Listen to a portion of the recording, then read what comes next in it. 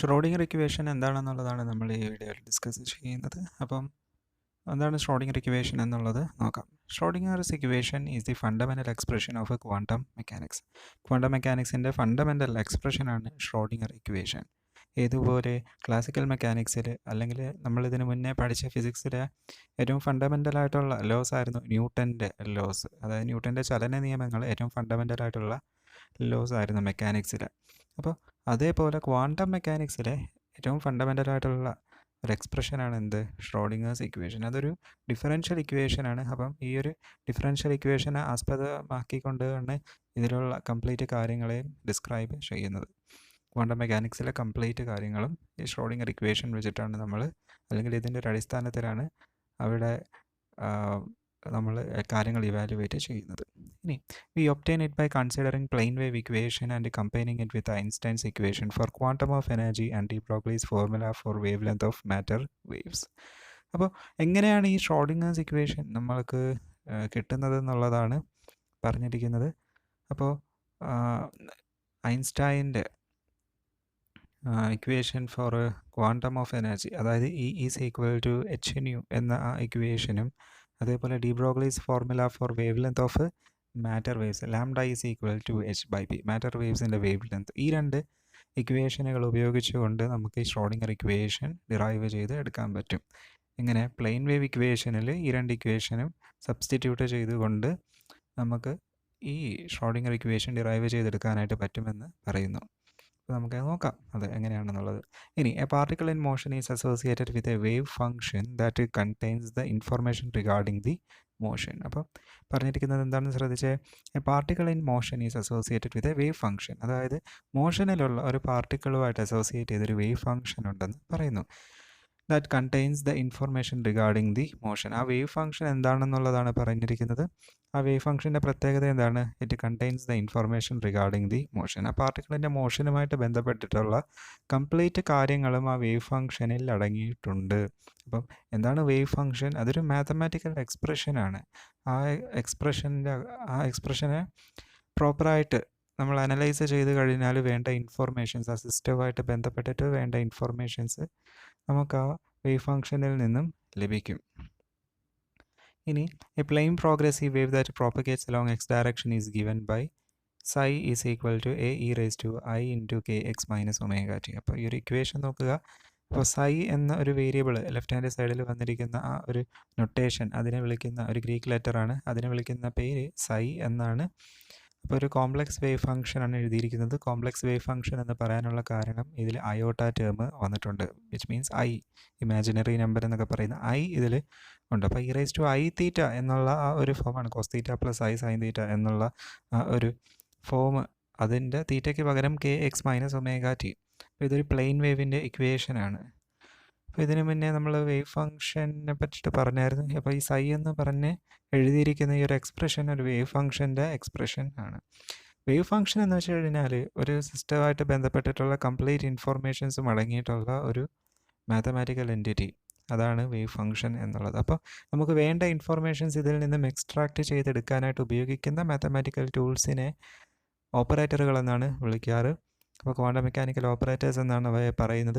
ഇപ്പോൾ ഉദാഹരണത്തിന് ഇപ്പോൾ നമുക്ക് എനർജി വേണമെന്നിരിക്കട്ടെ. എനർജി, അതായത് ഒരു സിസ്റ്റമായിട്ട് ബന്ധപ്പെട്ടിട്ടുള്ള എനർജി എത്രയാണെന്നുള്ളത് മെഷർ ചെയ്യണമെങ്കിൽ ആ ഒരു വേവ് ഫംഗ്ഷനെ നമ്മൾ ഒരു എനർജി ഓപ്പറേറ്റർ വെച്ചിട്ട് ഓപ്പറേറ്റ് ചെയ്യും. അപ്പോൾ അതിൻ്റെ ആൻസർ എന്താണോ കിട്ടുന്നത് അതായിരിക്കും അതിൻ്റെ എനർജി. ഐഗൻ വാല്യൂ എന്താണോ കിട്ടുന്നത് അതായിരിക്കും അതിൻ്റെ എനർജി. അതേപോലെ എനിക്ക് മൊമെൻറ്റം ഓപ്പറേറ്ററുകൾ ഉണ്ട്. അപ്പോൾ മൊമെൻറ്റം ആണ് എനിക്ക് കണ്ടുപിടിക്കേണ്ടതെങ്കിൽ വേവ് ഫംഗ്ഷനെ മൊമെൻറ്റം ഓപ്പറേറ്റർ വെച്ചിട്ട് ഓപ്പറേറ്റ് ചെയ്യും. അപ്പോൾ എനിക്ക് കിട്ടുന്ന വാല്യൂ, അതിൻ്റെ ആൻസർ എന്താണോ അത് അതിൻ്റെ മൊമെൻറ്റം ആയിരിക്കും. അതേപോലെ പൊസിഷൻ ഓപ്പറേറ്ററുകൾ, അതേപോലെ കുറേ തരം ഓപ്പറേറ്റേഴ്സ് അവൈലബിൾ ആണ്. അപ്പോൾ നമ്മളിവിടെ ജസ്റ്റ് ഒരു ഷ്രോഡിംഗർ ഇക്വേഷൻ ഡിറൈവ് ചെയ്യുന്ന ആദ്യത്തെ ഒരു സ്റ്റെപ്സിലാണ് നമ്മളിപ്പോൾ നിൽക്കുന്നത്. ഷ്രോഡിംഗർ ഇക്വേഷൻ ഡിറൈവ് ചെയ്ത് കഴിഞ്ഞിട്ട് ഡീറ്റെയിൽഡായിട്ട് എന്താണ് വേവ് ഫംഗ്ഷൻ എന്നും മറ്റുമുള്ള കാര്യങ്ങൾ ഡീറ്റെയിൽഡായിട്ട് നമുക്ക് ഒന്നുകൂടി നോക്കാം. അപ്പോൾ psi is equal to A E raise to I into K X minus omega T. A എന്ന് പറയുന്നത് എന്താണ്? ആംപ്ലിറ്റ്യൂഡാണ്, ആ വേവിൻ്റെ ആംപ്ലിറ്റ്യൂഡ്. അപ്പോൾ K X minus omega T, K എന്ന് പറയുന്നത് വേവ് വെക്റ്റർ, ഒമേഗ എന്ന് പറയുന്നത് ആംഗുലാർ ഫ്രീക്വൻസി. അപ്പോൾ ഇതെന്താണ്? ഇനി Einstein's formula for photon energy is, ഐൻസ്റ്റൈൻ്റെ ഫോട്ടോൺ എനർജിയുടെ എക്സ്പ്രഷൻ എന്തായിരുന്നു? E is equal to H nu ആണ്. ന്യൂവിനെ നമുക്ക് ω/2π എന്ന് എഴുതാം. കാരണം ന്യൂ എന്ന് പറയുന്നത് 1/t ആണ്. ടൈം പീരീഡിൻ്റെ എക്സ്പ്രഷൻ 2π/ω അല്ലെങ്കിൽ ω ഈസ് ഈക്വൽ ടു 2π/t എന്ന ആ ഒരു എക്സ്പ്രഷനിൽ നിന്നുമാണ് ന്യൂ ഈസ് ഈക്വൽ ടു ω/2π എന്ന എക്സ്പ്രഷൻ കിട്ടിയത്. അപ്പോൾ E is equal to Hω/2π എന്ന് വന്നു. ഇനി അടുത്ത അത് ഈക്വൽ ടു ഇട്ടിട്ട് എഴുതിയിരിക്കുന്നത് എങ്ങനെയാണ്? അതിന് h/2π എന്ന ആ ടേമിനെ നമ്മൾ h കട്ട് എന്ന പുതിയ ഒരു നൊട്ടേഷൻ വെച്ചിട്ട് റീപ്ലേസ് ചെയ്തിരിക്കുകയാണ്. സോ h/2π h കട്ട് അല്ലെങ്കിൽ h ക്രോസ് h കട്ട് അല്ലെങ്കിൽ h ക്രോസ് എന്നാണ് ഇതിന് പറയുന്നത്, ഈ നൊട്ടേഷനെ വിളിക്കുന്നത്. അപ്പോൾ എനർജിയുടെ expression E is equal to h cut omega or h cross omega എന്ന് വന്നു. അപ്പോൾ നമ്മൾ ആദ്യം ഇത് തുടങ്ങിയ സമയത്ത് പറഞ്ഞിരുന്നൊരു കാര്യമാണ്. ഇവിടെ നോക്കുക, plain വേവിൻ്റെ ഇക്വേഷൻ്റെ we obtain it by considering plane wave equation and combining it with Einstein's equation for quantum of energy and the de Broglie formula for wavelength of matter waves. അപ്പോൾ ഇതിൽ നമ്മൾ പറഞ്ഞ പ്ലെയിൻ വേവ് ഇക്വേഷൻ നമ്മളിപ്പോൾ എഴുതി, അത് പിന്നെ ഐൻസ്റ്റൈൻ്റെ equation for quantum of energy എഴുതി. ഇനി അടുത്ത de Broglie's formula for wave length of matter waves ആണ് എഴുതാൻ പോകുന്നത്, അല്ലെങ്കിൽ അതിനെ പറ്റിയിട്ടാണ് ഡിസ്കസ് ചെയ്യുന്നത്. അപ്പോൾ നോക്കുക, de Broglie's expression for matter waves P is equal to H cut K എന്നുള്ളതാണ് എക്സ്പ്രഷൻ. തൊട്ട് മുന്നേ എഴുതിയ E is equal to H cut omega പോലെ P is equal to H cut K എന്ന ഒരു എക്സ്പ്രഷൻ ആണ് ഇവിടെ കിട്ടിയിരിക്കുന്നത്. എങ്ങനെയാണ് P is equal to H cut K എന്ന എക്സ്പ്രഷൻ കിട്ടിയതെന്ന് നോക്കാം. Lambda is equal to h/p, de Broglie wave ലെന്തിൻ്റെ ഇക്വേഷൻ ഫോർ മാറ്റർ വേവ്സ്. അങ്ങനെയാണെങ്കിൽ P is equal to h/λ എന്ന് എഴുതാം. എന്നാൽ കെ വേവ് വെക്ടറിൻ്റെ വാല്യൂ 2π/λ ആണ്. So lambda is equal to 2π/k എന്ന് എഴുതാം. അപ്പോൾ പി ഈസ് ഈക്വൽ ടു h/λയിലെ ലാംഡയ്ക്ക് പകരം 2π/k എന്ന് സബ്സ്റ്റിറ്റ്യൂട്ട് ചെയ്യാം. സോ ആ രണ്ടാമത്തെ ലൈനിലുള്ളത് therefore P momentum is equal to hk/2π. എന്നിട്ട് അതിനെ നേരത്തെ തൊട്ട് മുന്നേ എഴുതിയ കാര്യം അവിടെ നമ്മൾ റീപ്ലേസ് ചെയ്തതുപോലെ h/2πയെ h കട്ട് വെച്ച് റീപ്ലേസ് ചെയ്തതുപോലെ ഇവിടെയും റീപ്ലേസ് ചെയ്യുന്നു. So P is equal to h cut k or h cross k എന്ന് കിട്ടുന്നു. Where h cut or h cross is equal to h/2π. ഈ രണ്ട് ഇപ്പോൾ കിട്ടിയ രണ്ട് ഇക്വേഷൻസും, അതായത് P is equal to H cut കെയും E is equal to H cut ഒമേഗയും ഈ psi is equal to A raise to i into K X minus omega T എന്ന ഇക്വേഷനിലേക്ക് സബ്സ്റ്റിറ്റ്യൂട്ട് ചെയ്ത് കൊടുത്തു കഴിഞ്ഞാൽ, അതായത് കെ ഉണ്ട് അവിടെ, ഒമേഗയും ഉണ്ട്. അപ്പം ഒമേഗയ്ക്ക് പകരം എനിക്ക് എന്തെഴുതാം? E/h കട്ട് എന്ന് എഴുതാം. കെയ്ക്ക് പകരം എന്തെഴുതാം? P/h കട്ട് എന്ന് എഴുതാം. ഈ രണ്ട് സബ്സ്റ്റിറ്റ്യൂഷൻസും ഏതിനൊക്കെയുള്ള ഒമേഗയ്ക്കും കെയ്ക്കുമുള്ള സബ്സ്റ്റിറ്റ്യൂഷൻസ് ഈ പ്ലെയിൻ വേവ് ഇക്വേഷനായ psi is equal to A raise to i into K X minus omega ടിയിലേക്ക് സബ്സ്റ്റിറ്റ്യൂട്ട് ചെയ്ത് കൊടുക്കുക. അപ്പം അവിടെ കോമൺ ആയിട്ടൊരു 1/h കട്ട് വരും. അതിനെ വെളിയിലെടുത്ത് എഴുതുക. Psi is equal to A raise to i/h cut into P X minus C T എന്ന് ആ പ്ലെയിൻ വേവ് ഇക്വേഷൻ മോഡിഫൈ ചെയ്ത് എഴുതാനായിട്ട് പറ്റും. അപ്പോൾ K X minus omega T എന്നുള്ളത് i/h cut into P X minus omega T. കെക്ക് പകരം P വന്നു, ഒമേഗയ്ക്ക് പകരം ഇ വന്നു. അങ്ങനെ സബ്സ്റ്റിറ്റ്യൂട്ട് ചെയ്ത് നമുക്ക് എഴുതാനായിട്ട് പറ്റും. ഇനി ചെയ്യാൻ പോകുന്ന കാര്യം വളരെയധികം ശ്രദ്ധിക്കുക. Differentiating psi with respect to X twice and psi with respect to T once. അതായത് ഇപ്പോൾ കിട്ടിയ ഈ psi is equal to A raise to i/h cut into P X minus E T എന്ന ഈ വേവ് ഫംഗ്ഷനെ എക്സ് വെച്ചിട്ട് 2 തവണ differentiate ചെയ്യുന്നു. അതേപോലെ ഈ സെയിം വേവ് ഫംഗ്ഷനെ ടൈം വെച്ചിട്ടൊരു തവണയും ഡിഫറൻഷിയേറ്റ് ചെയ്യും. അപ്പോൾ എങ്ങനെ ആ ഡിഫറൻസിയേഷൻ പ്രോസസ്സാണ് ഇനി താഴെ കൊടുത്തിരിക്കുന്നത്. അപ്പോൾ എങ്ങനെയാണ് അത് ചെയ്യുന്നത് എന്നുള്ളത് നോക്കാം. Do psi by do X is equal to A raise to i/h cut P X minus E T into IP/h cut. നിങ്ങളതൊന്ന് ചെയ്ത് നോക്കണം. ഇനി അങ്ങനെ ഒരു എക്സ്പ്രഷൻ വരും. അപ്പോൾ ഇതിൽ A raise to i/h cut P X minus E T എന്ന് പറയുന്നത് സൈ തന്നെയാണ്. So replacing it with psi into IP/h cut എന്ന് വരും. എന്ത്? Do psi by do X. ഇനി അതിനെ ഒന്നുകൂടി with respect to X differentiate ചെയ്യുക. കാരണം സൈയെ ഈ പ്ലെയിൻ വേവ് ഫംഗ്ഷനെ എക്സ് വെച്ചിട്ട് 2 തവണ ഡിഫറൻഷിയേറ്റ് ചെയ്യണമെന്നാണ് പറഞ്ഞത്. അപ്പോൾ ഒരു വട്ടമേ ഇപ്പോൾ ഡിഫറൻഷ്യേറ്റ് ചെയ്തോളൂ, ഇനി ഒരു തവണ കൂടി ഡിഫറൻഷ്യേറ്റ് ചെയ്യുക. സോ എന്താണ് വരിക? -p² കട്ട് സ്ക്വയർ ഇൻറ്റു സൈ എന്നായിരിക്കും അവിടെ വരുന്നത്. ഇനി ഇതിനെ ഒന്ന് റീഅറേഞ്ച് ചെയ്ത് p² സൈക്കുള്ള ഒരു എക്സ്പ്രഷൻ നമുക്ക് ഉണ്ടാക്കിയെടുക്കാം, അതായത് ആ p² താഴെ കിടക്കുന്ന h×² അപ്പുറത്തോട്ട് ക്രോസ് ചെയ്യുക, പിന്നെ ആ നെഗറ്റീവ് അപ്പുറത്തോട്ട് പോകും. So -h cut square ∂² psi by ∂x² എന്ന് നമുക്ക് p² സൈക്ക് ഒരു എക്സ്പ്രഷൻ കിട്ടി. ഇനി അടുത്തത് മുകളിൽ പറഞ്ഞ ഇപ്പോൾ എക്സ് വെച്ചിട്ട് 2 തവണ നമ്മൾ ഡിഫറൻഷ്യേറ്റ് ചെയ്തു. ഇനി വിത്ത് റെസ്പെക്റ്റ് ടു ടൈം ഈ psi =e⁻i/h cut into px minus et ഒരു തവണ കൂടി ഡിഫറൻഷ്യേറ്റ് ചെയ്യണം. So with respect to time differentiate ചെയ്യുമ്പോൾ എന്താണ് വരിക? ∂ψ by ∂t =e⁻i/h cut into px minus et into -ie/h cut. അപ്പം വീണ്ടും ഇവിടെ e⁻i/h cut into px minus et എന്നുള്ളത് വേവ് ഫംഗ്ഷൻ തന്നെയാണ്. So replacing it with the letter psi into -ie/h cut. So അതിൻ്റെ final expression ഈ psi is equal to rearrange ചെയ്യുമ്പോൾ i/h cut ∂ψ by ∂t എന്നായിരിക്കും വരിക. അപ്പം ഈ psi is equal to i/h cut ∂ψ by ∂t എന്ന് വരും. ഇനി if the particle is moving under the potential energy V of x comma t and with the kinetic energy p² by 2m, then the total energy E is given by ഒരു കാര്യം കൂടി, അതായത് ഇതിപ്പോൾ ഈ rearrange ചെയ്യുമ്പോൾ ഈ second last ലൈനിൽ ഇക്ക് കോഎഫിഷ്യൻ്റായിട്ട് വന്നിരിക്കുന്ന ഒരു ഐ ഉണ്ട്, ഇതൊരു -i ആണ്. അത് അപ്പുറത്തോട്ട് പോകുമ്പോൾ, അതായത് ലെഫ്റ്റ് ഹാൻഡ് സൈഡിൽ ∂ψ ബൈ ∂tയുടെ കൂടെ പോകുമ്പോൾ അത് പോസിറ്റീവ് ഐ ആവുന്നു. മാത്രമല്ല അത് ന്യൂമറേറ്ററിലാണ് കിടക്കുന്നത്. അപ്പോൾ അതിൻ്റെ കാരണം എന്താണെന്ന് വെച്ച് കഴിഞ്ഞാൽ ഞാനീ പറയുന്ന എക്സ്പ്രഷൻ ശ്രദ്ധിക്കുക, i is equal to -1/i എന്ന് എഴുതാൻ പറ്റും. അതായത് ഐനെ -1/i ആയിട്ട് മാറ്റി എഴുതാനായിട്ട് പറ്റും. അല്ലെങ്കിൽ -1/i എവിടെയെങ്കിലും ഉണ്ടെങ്കിൽ അതിനെ നമുക്ക് വെറും ഐ വെച്ചിട്ട് റീപ്ലേസ് ചെയ്യാനായിട്ട് സാധിക്കും. അപ്പോൾ അതുകൊണ്ടാണ് അങ്ങനെ ഒരു കാര്യം കൂടി അവിടെ വരുന്നുണ്ട്. അപ്പോൾ അതുകൂടി ഒന്ന് ശ്രദ്ധിക്കുക. ഇനി അടുത്ത, if the particle is moving under a potential energy V of x comma t and with kinetic energy p² by 2m, then the total energy E is given by, അതായത് നമ്മൾ ഈ എടുത്തിരിക്കുന്ന പാർട്ടിക്കിൾ നമ്മൾ തുടങ്ങിയത് തന്നെ എങ്ങനെയായിരുന്നു? ഒരു particle is moving along the X direction എന്നും പറഞ്ഞിട്ടായിരുന്നു തുടങ്ങിയത്. അപ്പോൾ അവിടെ ഒരു ഈ പാർട്ടിക്കിൾ ഒരു പൊട്ടൻഷ്യലിൻ്റെ ഇൻഫ്ലുവൻസിലാണിരിക്കട്ടെ, മാത്രമല്ല ഡ്യൂ ടു ഇറ്റ്സ് മോഷൻ അതിനൊരു കൈനറ്റിക് എനർജി കൂടി ഉണ്ട്. So it's kinetic energy can be represented as p² by 2m and it's potential as V of x comma t. എന്തുകൊണ്ട് എക്സ് മാത്രം അവിടെ വന്നു? കാരണം എക്സ് ആക്സിസിലാണ് അതിൻ്റെ മോഷൻ. 1 ഡയമെൻഷനൽ കേസാണ് നമ്മളിപ്പോൾ ഇവിടെ എടുത്തിരിക്കുന്നത്. അപ്പോൾ 1 ഡയമെൻഷനൽ കേസിൻ്റെ ഫൈനൽ ഷ്രോഡിംഗർ ഇക്വേഷൻ നമ്മൾ കണ്ടുപിടിച്ചിട്ട് അത് 3D കേസിലേക്ക് ജനറലൈസ് ചെയ്യും. അപ്പോൾ ഇപ്പോൾ ഇവിടെ നോക്കാം. അന്നേരം നമ്മളിവിടെ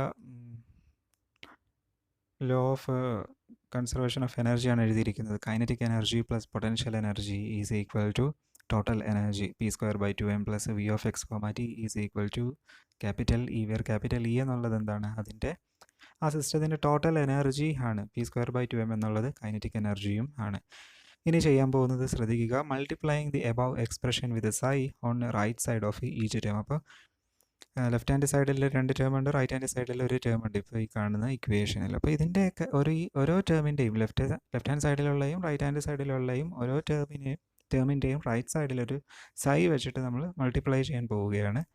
അങ്ങനെ മൾട്ടിപ്ലൈ ചെയ്ത് കഴിയുമ്പോൾ എന്താണ് വരിക നോക്കുക? p² by 2m into psi plus V of x comma t into psi is equal to ഈ സൈ എന്നുള്ള പുതിയൊരു എക്സ്പ്രഷൻ കിട്ടി.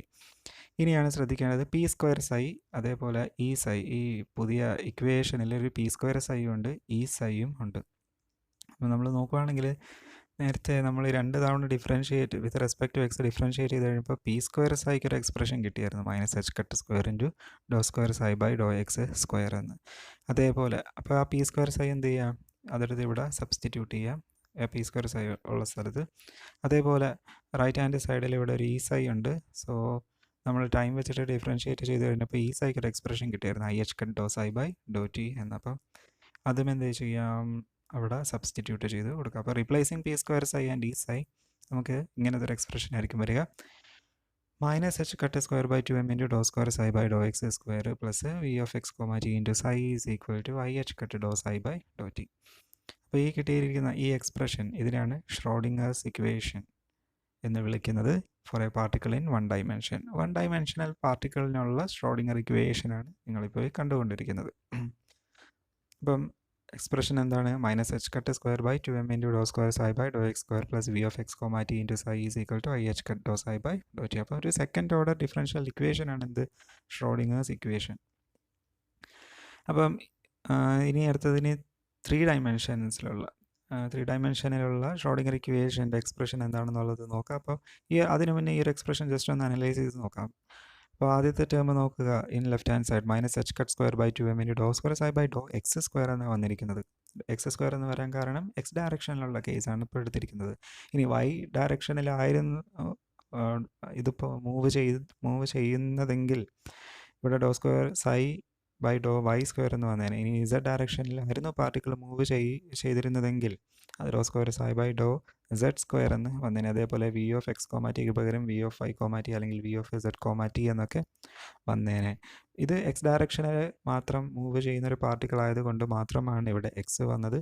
അപ്പം എക്സിലും വൈയിലും ഇസഡിലും കൂടി മൂവ് ചെയ്യുന്ന അല്ലെങ്കിൽ സഞ്ചരിക്കുന്ന അതായത് ഒരു 3D സ്പേസിൽ സഞ്ചരിക്കുന്ന ഒരു പാർട്ടിക്കിളിനെയാണ് നമ്മൾ കൺസിഡർ ചെയ്യുന്നതെങ്കിൽ ആ എക്സും വൈയും ഇസഡും ഈ ഇക്വേഷനിൽ നമ്മൾ ഇൻക്ലൂഡ് ചെയ്യണം. അപ്പം അങ്ങനെ ചെയ്തുകൊണ്ടുള്ള ഒരു ഇക്വേഷനാണ് ഇപ്പോൾ നിങ്ങൾ കാണുന്നത്.